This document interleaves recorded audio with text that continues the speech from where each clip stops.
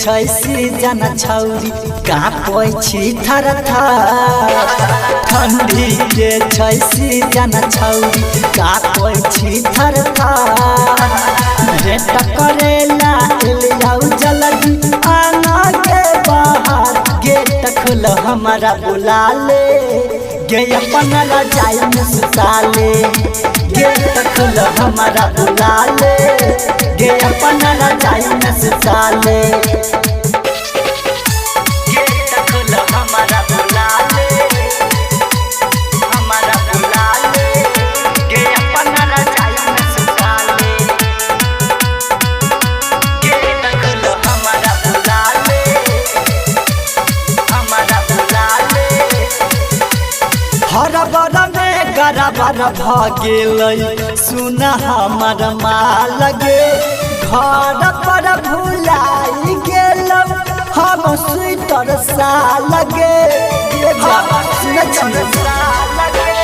harbour में गरबर भ गेलै सुन हमर माल गे घर पर भुलाई गेलौ हम स्वेटर साल गे लाग छै गे ठंडा हमारा लाग छै गे ठंडा हमारा धूरा तनका लगा ले गे खोलो हमारा बोला ले गे अपन रजाई में सुता ले गे खोलो हमारा बोला ले गे अपन रजाई में सुता ले गे खोलो हमारा बोला ले हमारा बोला ले गे अपन रजाई में सुता ले गे खोलो हमारा बोला ले हमारा बोला ले पूस के महीना छै का ठंड छै बेसी गे कहै छै से राजा सहरिया छौरा छियै हम देसी गे छौरा छियै हम देसी गे पूस के महीना छै का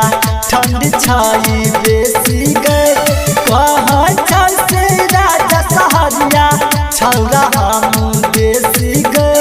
राइटर राजा कहै छ तोरा राइटर राजा कहै छ तोरा भगिया अपन जगल गे